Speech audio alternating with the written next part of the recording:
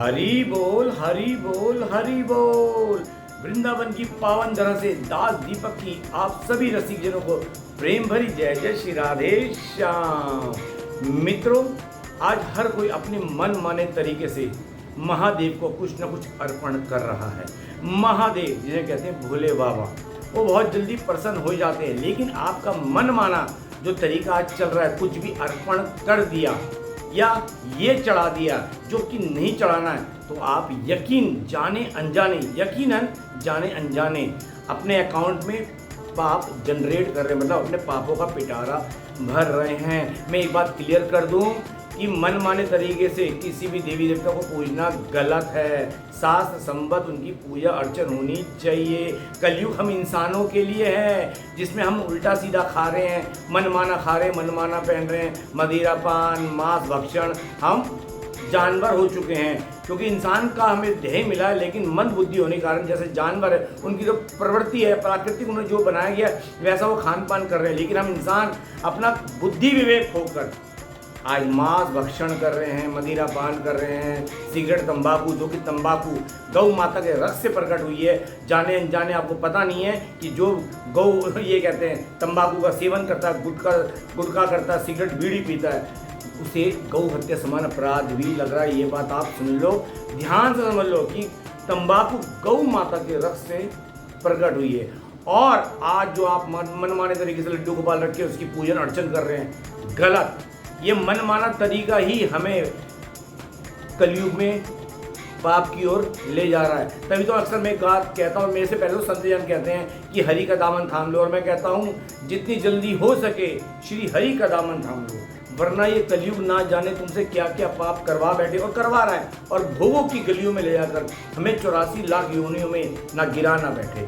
हम मन माना कर रहे तो उसे 84 लाख योनि में हर जन्म में हमें गिरना पड़ता। तो ये वीडियो बहुत इंटरेस्टिंग होने वाला है कि हमें महादेव पर सावन में नहीं, पूरे जब भी आप महादेव के मंदिर में जाएं तो क्या चढ़ाना चाहिए और क्या नहीं चढ़ाना चाहिए, और जो नहीं चढ़ाना चाहिए वो ही हम चढ़ा रहे हैं। तो वीडियो बहुत इंटरेस्टिंग होने वाला है। हाथ जोड़ के विनती है, एक सनातनी दास भक्त आप सबके समक्ष ये बात रख रहा है, अंत तक देखना। अच्छी लगे तो ज़्यादा शेयर करना कि आपके भी माता बहन भाई जो जाने अनजाने गलती कर रहे हैं, मेरे घर में भी ऐसी गलती हो रही है, उनको भी समझाया।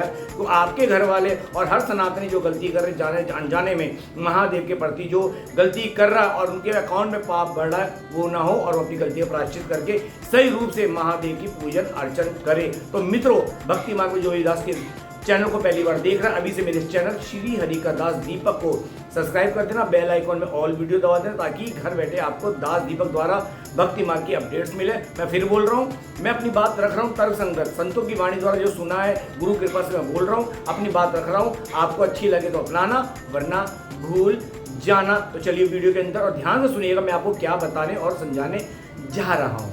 मित्रों, स्वागत है आप सबका दास के इस आध्यात्मिक यूट्यूब चैनल श्री हरि का दास दीपक पर। और आज मन के भावों में बात होगी कि हमें महादेव पे क्या चढ़ाना चाहिए और क्या नहीं। इससे पहले कि ये बात मैं बताऊं, पहली बात समझ लीजिए, ये कलयुग हम इंसानों के लिए, और कलयुग केवल नाम अधारा है।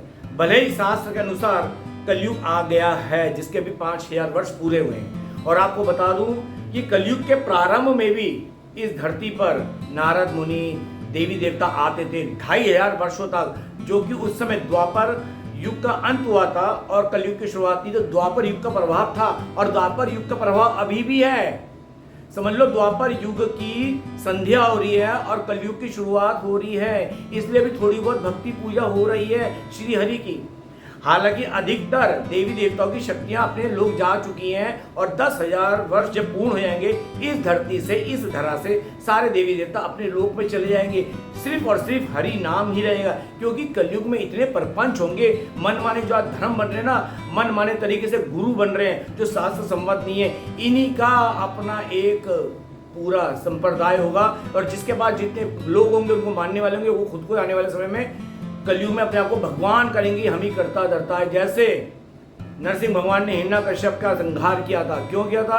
क्योंकि प्रहलाद जी उनके पुत्र थे। कितने? हिरण्यकश्यप को। हिरण्यकश्यप ने ब्रह्मा जी से ऐसे वरदान मांग लिए थे कि जैसे उसे लगा था कि वो अमर ही हो गया, कोई मार नहीं सकता, लेकिन सबका संहार श्री हरि करते हैं, तो श्री हरि से बढ़कर कुछ भी नहीं होता। तो उनसे गलती क्या थी कि उसने अपने आप को भगवान मनवाया था। और यही आपको मैं बताने वाला हूँ, कलयुग में हर कोई आजकल मन माना संप्रदाय जो सनातन से रिलेटेड नहीं होगा, मन माना संप्रदाय, जैसे कि अभी एक कोई गुरु घंटाल जो था जिसके कारण से अभी हाथरस के अंदर हादसा हुआ है, टाई बैट लगाए जूते पहन के बैठे, ऐसे मनमाने लोग आएंगे और लोगों की बुद्धि इतनी हर ली जाएगी कलयुग द्वारा, क्योंकि उनके पाप द्वारा हर ली जाएगी कि वो ये सोचना समझने का विवेक खो देंगे कि हमारा हित किस में। मैं साफ बोल रहा हूँ, आडंबरों में मत जाओ, आडंबरों में मत जाओ। सनातन धर्म अब भी परम था और हमेशा परम रहेगा। और एक बात और बोलूं, आप में से कोई कहता है अगर भगवान है तो हमें सही राह क्यों नहीं दिखाते? भगवान हमारे कर्म में इंटरफेयर नहीं करते। भगवान श्री कृष्ण ने अर्जुन को 18वें अध्याय में सारा उपदेश देने के बाद, ये पृष्ठभूमि क्यों बता रहा हूँ समझ लो, भगवान पे उंगली उठाने से पहले भगवान ने बुद्धि विवेक दी है, तो भगवान ने अर्जुन को सब कुछ समझाने के बाद, बताने के बाद कहा था अर्जुन अब तेरे ऊपर तूने क्या करना है। अर्थात भगवान हमारे काम में इंटरफेयर नहीं करते। इसलिए मैं आपको बता रहा हूँ कलयुग में मन माना चलेगा, लेकिन आप अपना बुद्धि विवेक से सोचो कि क्या सही है क्या गलत है। अभी भी हमें ऐसे संत प्रेमानंद बाबा, राजेंद्र दास जी, राम भद्राचार्य जी, विनोद बाबा जी, ऐसे संत मिले हुए जिनके इन नेत्र से, इन चक्षु से, जिससे हम भगवान को नहीं देख सकते लेकिन उनके परिकर पार्षद को तो देख सकते हैं। वो साक्षात भगवान का रूप है, उन्हें भगवान ही जैसे मुझ में, लेकिन प्रभु उनके रूप में आके हमें सही दिशा दे रहे हैं। तो मुझ जैसे मलिन को, नीच को, अधम को जो ब्रजवास मिला है और संतों का सानिध्य मिला है, इसके लिए मैं श्री हरि राधा रानी का बहुत आभारी हूँ जो मुझ जैसे नीच अधम को उन्होंने ब्रजवास दिया। ये श्री हरि की कृपा से और उन्हीं की कृपा से और उन्हीं की कृपा से, उनके साधुओं की, साधु संतों की कृपा से, उनके खास परिकरों की कृपा से, जिनके सानिध्य में रह रहा हूँ, मैं ये बोल पा रहा हूँ, बता पा रहा हूँ। तो कलयुग में क्या होता है, सिर्फ नाम चलेगा और मनमाना आपका आचरण चलेगा। आप भटकोगे, मनमाने गुरु आएंगे, मनमाने संप्रदाय आएंगे, लेकिन अपनी बुद्धि विवेक के अनुसार चलो। क्या हित है उस बात को सोचो। मैं आपका हितेश हूं और मेरे को प्रभु ने ये राह दिखाई है, तो मेरा फर्ज बनता है कि प्रभु के आशीर्वाद से, संत गुरु की प्रेरणा से मैं आप तक ये बात पहुंचाऊं। तो इस बात को समझ लो, कलयुग के अंदर मनमाना चलेगा। आजकल क्या चल रहा है? मांस भक्षण सबसे ज्यादा, बेजुबानों खाना। तब की धरती माता 1600 प्रकार के हमें अन्न फल प्रदान करती है, लेकिन फिर भी बेजुबान को खाना है। अरे भाई, बेजुबान को खाना शौक है ना, तो उनको जब भी मांस काट दो, मांस काट के कच्चा खा के दिखाओ ना, खून से लथपथ, कोई नहीं खा पाएगा। सिर्फ जमान में स्वाद के चक्कर में और तुम्हारी पापमय बुद्धि युक्त, जो वासना से युक्त है, भोग से युक्त है, उस बुद्धि में तुम अंधे होके अपनी जीवन की, अपनी जवान की जो होती है ना गंदी, उसकी लार के लिए, उसके स्वाद के लिए आप बेजुबान को खा रहे हो। वरना कोई माई का लाल कच्चा मांस मूड उस बेजुबान को फाड़ के मांस से संधा हुआ, खून से संधा हुआ मांस खा के दिखा दे, नहीं खा पाएगा। खून खोलता है बात बोलते हुए, ठीक है? तो अब भी वक्त है, जाग जाओ, ठीक है? अच्छी बात बता रहा हूँ, जीवन में उतारो, नहीं उतारो तो मेरा तो कुछ नहीं आएगा, मुझे तो प्रभु ने संभाल लिया। अब आप देखो आपका आगे क्या होगा, ठीक है? तो ये मदिरा पान करना, बेजुबानों खाना, ये सिगरेट, ये नशा, ये दुनिया भर का गंद करना, नजायज संबंध, ये सब कलयुग के ही परचम है। कलयुग को 5 जगह रहने की जगह मिली है। लोग कहते हैं स्वर्ण में ये जो पाप की कमाई है, क्या मेरे से कहते हैं यार स्वर्ण को तो बोला उन्होंने, अरे भैया जो पाप से कमाई हुई दौलत है उसमें कलयुग बैठा हुआ है। जुए में जहाँ दंगा होगा, पर स्त्री या पर पुरुष के अंदर जो संबंध बनेंगे, जहाँ लड़ाई झगड़े होते रहेंगे, या 5 जगह कलयुग का स्थान मिला है। तो स्वर्ण का मतलब पाप की कमाई है। ये मत बोलो कि सोना ले लिया, नहीं, स्वर्ण आएगा तो समझ लो तुम्हारी बुद्धि भ्रष्ट होगी, क्योंकि माया जो रूप संसार है हमारी बुद्धि भ्रष्ट करेगा। जो भी देवी देवता को पूछता है, मनवांछित फल पूछता है, जब मनवांछित फल मिलता है, जब आप बड़े बड़े पद पे जाते ना, तो बुद्धि हर ली जाती है। तो मनमाना खाना, मनमाना पहनना, यही आपको पाप की राह पे ले आता है। मेरी बात को ध्यान से सुनना, समझना। गुरु गोविंद के आशीर्वाद से बात मैं आपको बोल पा रहा हूँ, समझा पा रहा हूँ। बाकी समझना ना समझना आपके ऊपर, मेरी समझ में बहुत अच्छा आ गया। तो कलयुग में जो आप फटे कपड़े पहन रहे हैं, फटे कपड़े दरिद्रता की निशानी है। फैशन में मर रहे हैं ना आज के लड़के लड़कियां। किसी भी गरीब को देखो, फकीर को देख लो, बाहर विचारों को, फटे कपड़े होते हैं, क्योंकि दरिद्रता है उनके पास। और आज आप फटे कपड़े पहनकर उच्च कोटि के अच्छे घर में, मिडिल क्लास, लोअर क्लास में, अच्छी फैमिली में, अच्छी जॉब में, अच्छे घर वाले, इवन शादी के बाद भी आज की तारीख में महिला जीन्स पहन रही है, ठीक है, पहने, उनके घर वाले अलाउड करें, कोई गलत नहीं जीन्स पहनना तरीके से। लेकिन फटे कपड़े मैं सबको बोलूंगा, मेरे घर की भी 2 बेटी है, उनको भी मैं समझाता हूँ, कोई गलत नहीं, वो समझते हैं, ठीक है? मैं सबको लेके बोलता हूँ। ये मेरे पे भी, अगर मैं गलत कपड़े पहनूंगा तो ये मेरे दरिद्रता की निशानी है कि बहुत जल्दी मेरे पुण्यों का नाश होगा, और दरिद्रता जो मैं फटे कपड़े पहन रहा हूँ उसी हाल में मैं आ जाऊंगा। क्योंकि मुझे दरिद्रता है ना, क्योंकि मैंने फटे कपड़ों से पहन लिया, गलत संबंधों से प्यार कर लिया, तो मेरे साथ वही दरिद्रता आएगी। आप जिस भाव में रहोगे वो तुम्हें मिलेगी। जैसे जड़ भरत जी को लास्ट में हिरण का स्मरण हुआ तो अगला जन्म उनका हिरण का हो गया। जैसे आप दरिद्रता में रहोगे, फटे कपड़े में रहोगे, तो अगला जन्म आपकी दरिद्रता में ही होगा। जब भी होगा तो अब भी वक्त है, कटे पुराने फटे कपड़े पहनना बंद कर दो। आपके हित में दास दीपक आपको ये बात समझा रहा है। अब आ जाओ महादेव पे। भोले बाबा दया के सागर है। भोले बाबा से क्या चढ़ाना क्या नहीं ये तो मैं बताऊंगा। बेल पत्थर तो है, लेकिन भोले बाबा के पास जब भी आप जाइएगा कुछ मत मांगो, यकीन मानो। भोले बाबा के पास या श्री हरि के पास जाके कुछ मत मांगो। भोले बाबा इतने कृपालु, अगर भोले बाबा से कह दो कि हे प्रभु राम राम राम, सीता राम राम, या राधे राधे, आप उनको क्या के जल अर्पण करोगे, जो भाव से अर्पण करोगे, यकीन मानना कुछ ना मांग के सिर्फ हरि की भक्ति मांगोगे ना, क्योंकि भोले बाबा के पास सबसे अनमोल है हरि नाम, राम नाम, कृष्ण नाम। हमारे राधा वल्लभ जी जो है वृंदावन के, जो राधा वल्लभ जी अनंत कल्पों तक महादेव, माँ गौरा ने, महादेव ने उनकी वहां पे सेवा करी है। ये राधा वल्लभ जी आम नहीं है, ये अभी 400-500 वर्ष पहले ही प्रकट हुए हैं। अनंत कल्पों तक महादेव ने इनकी आराधना की है, साधना की है, इनकी सेवा की है। आज ये वृंदावन में बैठे थे, तो कहते हैं राधा वल्लभ दर्शन दुर्लभ, हर किसी को नहीं होते। जिस पे बहुत बड़ी कृपा होती है वही राधा वल्लभ जी जाता है, वरना बाकी बिहारी आते दर्शन करके निकल जाता है। राधा वल्लभ जी की महिमा अलग है। तो महादेव तो बड़े दया के सागर है। कुछ मत मांगो, घर का रोना भी मत रो, बस प्रभु से कहो प्रभु जिस हाल में रख, अपने आनंद में रख। यकीन मानना महादेव से, श्री हरि कृष्ण से, राम से मांगना ही छोड़ दो, बल्कि प्रभु जिस हाल में रखो, आनंद में रखो, अपने नाम में रखो। और महादेव से सबसे अनमोल रतन उनके पास राम नाम है, हरि नाम है। अगर आप कहो प्रभु बस इतनी कृपा कर दो कि मैं प्रभु श्री हरि की खूब भक्ति करूं, राम कृष्ण की भक्ति करूं, मैं राधा गोविंद की भक्ति करूं, यकीन मानना जो भी संसारिक आपको अर्थ चाहिए, जिस भी कार्य के लिए आप जॉब कर रहे हैं, वो स्वार्थ के लिए, क्योंकि हम जॉब करते हैं स्वार्थ हमारा चाहिए होता है, कुछ ना कुछ अर्थ चाहिए होता है। भगवान भोले शंकर या कृष्ण भगवान राम, श्री हरि बिगर कहे आपको औकात से ज्यादा आपको वरदान करेंगे, वक्त के साथ अपने आप आपको अपडेट देंगे वही जो आपके हित में होगा। बस मांगो तो उनसे उनकी भक्ति मांगो, महादेव से कृष्ण भक्ति मांगो, कृष्ण से, राम से उनकी कृपा मानो कि आपके नाम जप में रहे। जिस हाल में रखो, आनंद में रखो। साधु संत महात्मा कितने बड़े हो जाते हैं, उनको तकलीफ होती है, कैंसर तक हो जाता है, कितने घाव हो जाते हैं, लेकिन प्रेमानंद बाबा को देखो किडनी फेल है, लेकिन वो चाहे तो नाम से अपनी किडनी ठीक कर सकते हैं। लेकिन क्यों? क्या कहते हैं, एक मच्छर को मारने के लिए ब्रह्मास्त्र का प्रयोग तो करें। अर्थात साधु संत को नाम जप को बताया, वो नाम जप, हरि नाम इतना बड़ा ब्रह्मास्त्र है, तो शरीर तो एक दिन खत्म होना है, तो इसको क्यों ठीक करें। और जब आप प्रभु के नाम जप में मगन हो जाते हो ना, प्रभु खुद आपके शरीर का ख्याल रखते हैं। जैसे आपने देखा होगा प्रेमानंद बाबा, जैसे आपने देखा होगा हमारे आए थे हनुमान प्रसाद पोद्दार जी, इनका भी ध्यान रखा। लास्ट में क्या था, उनको गले का कैंसर हो गया था। ये चीज होती है, प्रभु अपने भक्त का फिर खुद ध्यान रखते हैं। उनका इवन लास्ट में ऐसे भी संत रहे हैं जिनका प्रभु ने उनको शौचालय में शौच भी करवाया, उनकी सेवा प्रभु आगे करते हैं, श्री हरि। तो महादेव से कुछ मत मांगो सिवाय श्री हरि की भक्ति के, और जो भी उन्होंने दिया, जिस हाल में रखा, उसका शुक्राना अदा करो। भगवान श्री हरि का, देवी देवता को सबका शुक्रिया अदा करे करो। जो दिया, जितना दिया, औकात से बढ़कर दिया, और दिया औकात से बढ़कर दिया। ये बात हम देखते नहीं, क्योंकि हम अपने से ऊपर देखते हैं, नीचे देखते नहीं कि जितना हमें मिला है, ना जाने लाखों करोड़ों को उतना मिला नहीं। देखना है तो नीचे देखो। तो आइए, क्या चढ़ाना चाहिए। अब आप क्या हो गए, मेरे घर में भी सब कोई अंधभक्त है। हम क्या करते हैं, महादेव पर, बात सावन की नहीं चल रही, बात चल रही कि महादेव पे जब भी हम जल चढ़ाने जाते हैं, जल चढ़ाओ सबसे बढ़िया, प्रभु तो जल से प्रसन्न हो जाते हैं।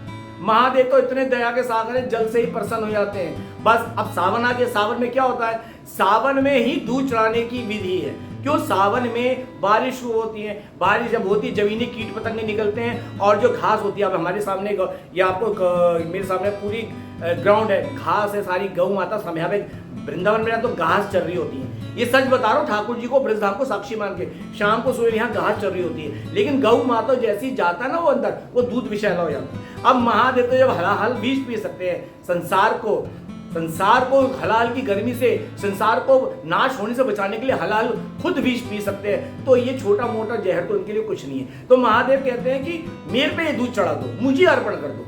इसलिए सावन में सारा दूध महादेव को चढ़ा दिया था, पीने लायक नहीं होता। इसलिए सावन में दूध, छाछ, दूध से बना पनीर, कोई भी प्रोडक्ट नहीं खाना चाहिए, ना पीना चाहिए। ये बात समझ लीजिए। सावन अगला महीना आएगा भादो, जिसे कहते हैं भादो, ठीक है ना। सावन भादो अश्विन, भादो में क्या होगा, भाद्रपद आता है, भाद्रपद भी बोलते हैं, अगले महीने रक्षाबंधन का आता है। और अगला अंतिम मेरे ख्याल से 20 तारीख का लास्ट सावन भी है, और उस दिन रक्षाबंधन भी है। उस दिन माता बहनों को प्रॉब्लम होगी, अब भाई के जा रहे हैं रक्षाबंधन तो खाएंगे क्या, क्योंकि उस दिन उनका व्रत होगा जो रखती हैं। ठीक है, ये छोटा सा एक हंसी मजाक है, होना भी चाहिए, सोचने वाली बात है उस दिन माता बहनों का क्या होगा। खैर वो तो प्रभु जाने। ठीक है, तो अगला महीना भाद्रपद का आएगा, जिसे कहते हैं भादो। तो क्या होता है, सावन के अंदर उस समय हमारी जठार अग्नि हल्की हो जाती है, तो उस समय हल्का खाना खाना। इस बार में क्या क्या खाना मैंने सावन का बता दिया। सावन मतलब श्रवण, जिस दिन सबसे ज्यादा भगवान का नाम कीर्तन सत्संग सुनो। किससे सुनो, संतों से सुनो, जो जहां बैठे वहीं बैठ के सुनाते, क्योंकि उनके द्वारा कीट पतंगों का, जमीन पे चलेंगे तो कीट पतंग निकले हुए, उनका वो नाश न हो जाए, मरना जाए, जाने अनजाने उनको अपराध न लगे, इसलिए साधु संत महात्मा जहां होते हैं वहीं बैठ जाते हैं। पुराने टाइम में तो गुफाओं से बाहर ही निकलते रहे, क्यों, क्योंकि कीट पतंग के बाहर आ गए तो उनके पैरों से वो कुचले न जाए, मर न जाए। तो मित्रों, जब भी महादेव के मंदिर में जाओ, एक तो यही मांगो कि प्रभु आप ही चाहिए, आपकी कृपा, आपकी श्री कृष्ण की भक्ति, हरि की भक्ति मांगो। दूसरा, दूध चढ़ाओ। काम की बात कि दूध नहीं चढ़ाना, और चढ़ाना है तो सिर्फ गौ माता का दूध चढ़ेगा, तो सिर्फ गौ माता का चढ़ेगा। भैंस का चढ़ाओगे तो महाअपराध है, थैली का चढ़ाओगे तो महाअपराध है। गांठ मारने में भी बात, चाहे तो आप अपने मंदिर में साधु संतों से पूछ सकते हो, उन्हीं की वाणी द्वारा, दिव्य वाणी द्वारा दास के मन में भाव जाकर सोचा आपको सारी बात बताऊं। ये सारी बातें प्रभु की प्रेरणा से बोल पा रहा हूं। ठीक है, और मैं पहले बता दूं, मेरे लिए प्रभु से पहले साधु संत है, जिनकी वाणी सुनकर मेरी प्रभु के प्रति भक्ति जागृत होती है। संत भगवान भी कहते हैं मुझसे पहले मेरा भक्त है, मेरे वैष्णव है, और महादेव परम वैष्णव है। ठीक है, और महादेव की कृपा से आज मैं ब्रजवास मिला है। पूर्व जन्म में मेरी महादेव के चरणों में, हनुमान जी के चरणों में भक्ति रही है, तो आज मेरी कृष्ण शरण मिली है, ब्रजवास मिला, वो महादेव की कृपा से मिला। ब्रज रानी की, ब्रज मैया की, यमुना महारानी और राधा रानी की असीम कृपा से मुझे ब्रजवास मिला, और उन्हीं की प्रेरणा से बोल पा रहा हूँ। महादेव पे दूध चढ़ेगा तो सिर्फ गौ माता का। जय गौ माता, जय गोपाला। ध्यान दीजिए, बात को गांठ मार लीजिए। महादेव पे दूध चढ़ेगा तो सिर्फ गौ माता का, वरना पन्नी वाला चढ़ा देना। अंधभक्ति मत करो, ये आपका फैशन नहीं चल रहा, जैसा चाह रहे कर दो, भगवान प्रसन्न हो जाते हैं। नहीं, इनकी नियम होता है, शास्त्र अनुसार इनके ऊपर भोग भी वही लगेगा जो शास्त्रों में लिखा हुआ है। लोग लड्डू गोपाल को कुछ भी अर्पण करते हैं, अपराध है। लड्डू गोपाल को अर्पण करते हैं बाल रूप में, अपराध है, कुछ भी नहीं चलेगा। है तो श्री कृष्ण का बाल रूप, है तो श्री कृष्ण ही भेजा, आपने बेटा माना, भाई माना, जो भी माना, है तो भगवान ही। उस नारायण श्री हरि को चलेगा शास्त्र संबंधी भोग, जो उनको लिखना अर्पण करने की विधि, उसी तरह अर्पण करना चाहिए। महादेव किसी पे मन माना नहीं चलेगा। ये आपका कलयुग वाला फैशन नहीं, कुछ भी पहनो चलेगा। ये आपके कलयुग में चलेगा, शादी से पहले कुछ भी पहन लो, शादी के बाद कुछ भी पहन लो, कुछ भी खा लो, ये आपका कलयुग का है, और वो आपका भुगतना भी पड़ेगा जैसा आप करो। लेकिन प्रभु की भक्ति में अगर आप गलती करोगे तो उसका पाप महाअपराध के रूप में भुगतना पड़ेगा। तो महादेव पे अगर जल चढ़ेगा, सॉरी दूध चढ़ेगा, तो सिर्फ गौ माता का चढ़ेगा। भैंस का लोग थैली वाला फाड़ते चढ़ा देते, कैसी थैली, प्लास्टिक वाली थैली, कुछ भी करके चढ़ाते नहीं। और सभी से मेरी रिक्वेस्ट है, हाथ जोड़ के, महादेव को अगर जल चढ़ाने जाओ तो घर में ही लोटे के अंदर लेके जाओ। उससे क्या होता है, घर का सब कुछ उनके ऊपर डाल दिया जाता है, अर्थात घर की उन्नति होती है उससे। अपने घर से लोटा भर के लेके आओ, प्रभु को अर्पण कर दो, महादेव को जल अर्पण कर दो, तो आपके घर की सारी आपदा वपदा सब मिट जाएगी, यकीन मानो। आप बाहर से भी लेके डालते हो, चलो ठीक है, लेकिन जो जल चढ़ाने की विधि है, घर से हमारी धर्मपत्नी भी जाती है, थाली के अंदर पूरा उनको सजा के लेके जाती है, लोटे के अंदर घर से स्टील के अंदर पानी लेके जाती है, ढक्के लेके जाती है, और घर ही। और आपने देखा होगा आज भी कई माता बहनें जिनको पता है, बुजुर्ग जिनको पता है, घर से ही लोटे के अंदर, गिलास के अंदर पानी लेके जाते हैं और प्रभु को अर्पण करते हैं। इसलिए हाथ जोड़ के विनती है, जाने अनजाने भी जो आपसे गलती हो गई अब मत करना, वरना आपने ये बात सुनी है तो आपको अपराध लगेगा। हर बात को ऊपर जाके रिकॉर्डिंग चलती है। जैसे हम कोई गलती करते तो कोर्ट में दिखाते, दे भाई तूने गलती की थी, तेरा सीसीटीवी में रिकॉर्ड हो गया, तुमने लाल बत्ती पार करी थी, चलान आ गया, तुमने फलानी जगह ये किया था, वो चलान आ गया, सीसीटीवी में दिखाते हैं। तो भगवान भी हमारे अंदर श्री कृष्ण साक्षी भाव में बैठे हैं। आत्मा की बगल वाली सीट परमात्मा की श्री कृष्ण की, वो भी साक्षी भाव में बैठे हैं और वो देख रहे हैं, सुन रहे हैं। तो ये रिकॉर्डिंग में दिखाएंगे, देखो बेटा तुम्हें बताया था, सुनाया था, समझाया था, अब भुगतो उसका। तो इसलिए आपसे, आपके हित के लिए दास दीपक प्रार्थना कर रहा है, महादेव पर सावन नहीं, कभी भी आप जाओ, जल चढ़ाओ। दूध नहीं है गाय का तो जल चढ़ा दो, लेकिन वो अपराध मत करो जो महाअपराध बन जाए। क्या? भैंस का दूध चढ़ाना महाअपराध है। किसी जानवर का कई होते हैं, बकरी का सुनने में आया था, नहीं चढ़ेगा। दूध चढ़ेगा तो गौ माता का चढ़ेगा। आपने कई जगह वीडियो भी देखे होंगे, एक जगह महादेव का मंदिर में गौ माता आती है और उनका दूध चढ़ाया जाता है। गौ माता का ही दूध महादेव को अर्पण, क्योंकि गौ माता हमारी नहीं, पूरे ब्रह्मांड की माता है। ये गौ माता जिसके थन का दूध पी के श्री कृष्ण बड़े हुए, कृष्ण की गौ माता। और अगले वीडियो में बताऊंगा कृष्ण भगवान कृष्ण ने बाल रूप से लेकर जवानी तक, मतलब उनकी जो भी उम्र थी, उन्होंने कौन सी गौ माता का दूध पिया था? आपको नहीं पता होगा, मैं अगली वीडियो में बताऊंगा वो किस गौ माता का दूध पी के बड़े हुए थे।